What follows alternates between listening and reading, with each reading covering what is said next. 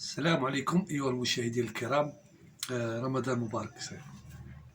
فيديو جديد إن شاء الله بإذن الله. وهذا الفيديو غيكون نهضر عليه على جوج الحوايج فيه. جوج الحوايج غنهضروا أولا على ميسي والمشاكل اللي بدات مع باريس سان جيرمان، واللاعب الجديد الذي اختار المنتخب المغربي هو إلياس بن صغير الملقب بمبابي الصغير. نرجعوا لميسي. بدا ملي كيدخل التيران بدا الجمهور كيصفر عليه، بدا يصفروا عليه وسبوا فيه هو واللاعب نيمار. Numéro 7 du capitaine, Kylian. Et numéro 30, Léo. Et numéro 7 du capitaine, Kylian.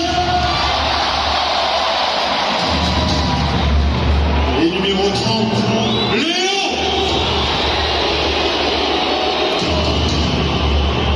لأنه المردود ديالهم أنه بحال نقل في الفريق، لأنه دابا الآن ربما الترتيب هو الأول، الفرق ولا 6 نقاط فقط من مارسيل من مارسيل بونس.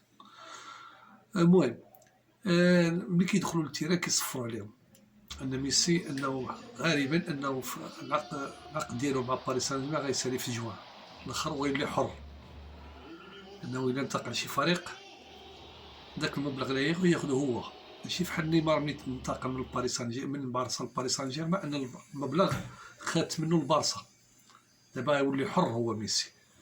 وميسي الان لانه كان في الكلاسيكو ديال ريال مدريد والبارسا كان في التيران وكان كيتفرج، وبدا الجمهور كيهتف ميسي كما العاده.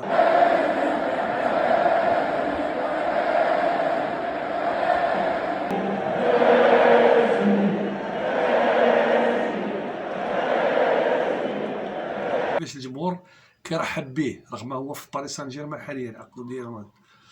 دابا ميسي غادي يفكر فين غيمشي، لانه دخل فريق الهلال السعودي الاغنى فريق في اسيا، انه عطى لميسي 400 مليون اورو مقابل سنين عقد مع الهلال السعودي باش تولي واحد المنافسه مع هو اتحاد مع رونالدو. راه هذا المبلغ يعني كيغري البارسا، ما تقدرش تعطيك لحقاش عندها ازمه، ما تقدرش تعطي لميسي هذا المبلغ، ما تقدرش تعطيه حتى النص او الربع، ما تقدرش. ولكن ميسي مؤخرا كان هو وزتو في برشلونه، وكان الاب ديالو حتى هو في برشلونه. المفاوضات ان الاداره كانها كتناقش مع ميسي انه يرجع لبارسا، والجمهور البرصاوي باغي ميسي يرجع لبلاصتو، وميسي تا هو مشتاق يرجع، ولكن هذا المبلغ راه كيغري. حنا دابا راه في البيزنس، يعني في التجاره، خلينا من العاطفه دابا. واش ميسي غيقبل انه يجي للبارسا او لا؟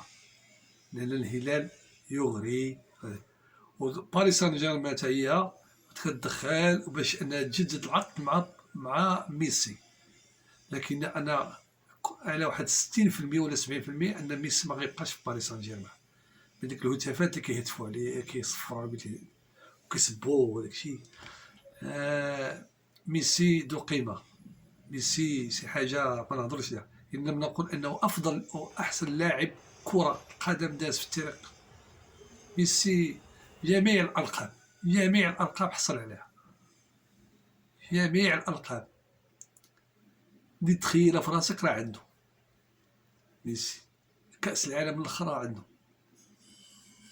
الدخل كاين فريق اخر، فريق ديال بيركام، هو انتر ميامي، حتى هو غرا انه ربما انه قال انه غيعطي بعض الاسهم للفريق لميسي، انه باش يسني معاهم عقد يلعب معاهم. وكتعرف الامريكان دوله متقدمه ومزدهره وداك الشيء والرفاهيه وداك الشيء. واش ميسي تا هو غيقبل انه يمشي للامريكان ويلعب مع انتر ميامي فريق بيركام؟ كلشي هاد الاحتمالات كتبقى يعني كتبقى علامه استفهام ان ميسي فين غيرحل.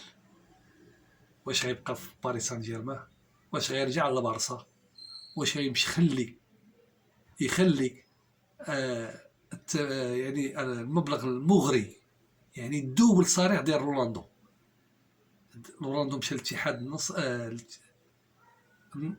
مشى للسعوديه بمقابل 200 مليون اورو.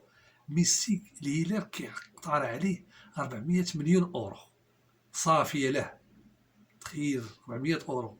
نيمار قلت لكم ملي مشى من الهلال راه مشى بواحد المبلغ ان البارسا عندها حق تاخذ من واحد النسبه ديالها. ان هذا ميسي غيسير العقد ديالو في جوان، يعني غيولي ليبر حر يمشي لاي فريق باش بالشروط ديالو، ولا غيرجع لبلادو كما يقولوا، راه ولات بلادو ماشي الارجنتين، برشلونه. واش يفضل يبقى لانه باقي الان تيتفرج في الماتشات ديال البارسا. حضر قلت لكم الكلاسيكو ديال الريال والبارسا ملي خسرت البارسا ب 4-0 كونتر ريال مدريد. شوف والانتر ميامي راه غراتو حتى هي ما تعطيه شيء من الفريق، الاسهم ديال الفريق انها تعطيه مع لا سينياتور مع فريق انتر ميامي. دابا كيبقى القرار ديال ميسي، انتظروا من هنا شهر 6. حنا دابا حنا في شهر 4، باقي شهرين. القرار عند ميسي، هو اللي تاخذ القرار الوجهه ديالو في غيكون. هذا ميسي. ندخلوا اللاعب الصغير، اللاعب ذو اصول مغربيه يلعب في فريق موناكو، وهو اللاعب إلياس بن صخير، الظاهرة الذي يعني ظاهرة في فرنسا، كيلعب بطولة فرنسا مع نادي موناكو، ومسمينو مبابي الجديد. يعني تقريبا نفس السرعة، نفس المراوغات ديال مبابي الفرنسي. وعندهم واحد النقطة مشتركة، أنهم نفس الفريق تكونوا فيه، أن مبابي ديال إلياس بن صغير أنهم تكونوا في فريق موناكو. هذا هو النقطة المشتركة ونفس اللعب تقريبا، إلا أن إلياس بن صغير ذو أصل مغربية فضل أنه يلعب مع المنتخب المغربي الأولمبي الذي سوف يلعب إقصائيات إفريقية التي ستجرى في لما أظن شهر 11 بالمغرب، المؤهلة إلى أولمبياد باريس. هذا العام أنه فضل، رغم أنه لعب مع فريق المنتخب الفرنسي أقل من 19 عام، إلا أنه في الأخير فضل أن يلعب للمنتخب دابا المنتخب المغربي الأولمبي أقل من 23 سنة. دابا الآن بقات المشرف على المنتخب أنه يبغي يناديو عليه باش يولي يلعب، ربما أنه ما يتحك مع الفروق ديال إقصائية إفريقيا أقل من 23. الفريق الأولمبي التظاهرات غتقوم بالمغرب، وأنه منها غيتأهلوا اللي غيتأهلوا منها إن شاء الله بإذن الله إلى أولمبياد باريس 2024. وهنا هذا المنتخب غيلعب دور أنه غادي يبدا يحك اللعاب، رغم أنه متطور وأنه غادي واحد التطور صراوي، أنه يقدر أنه يعيط عليه الركراكي المنتخب الأول، لأنه الباب مفتوح عند الركراكي. أي لاعب كما كان أنه قابل أنه يهز القميص الوطني المغربي فهو الباب مفتوح له. ولهذا نتمنى أنه ينادوا عليه وأنه يعطي واحد النتيجة إيجابية باش يقدر أنه يلقى بلاصتو في المنتخب رقم 1 ديال المنتخب الركراكي. الفكرة صغيرة أن المنتخب المغربي ربما أنه غيلعب مقابلة سميتو حبية مع المنتخب الإيطالي، أن الإيطاليين هما اللي باغيين يلعبوا مع المنتخب المغربي. هذه نقطة فلاش أن راه محتمل أن قريب العاجل أن المنتخب المغربي غيلعب مقابلة حبية ضد المنتخب الإيطالي.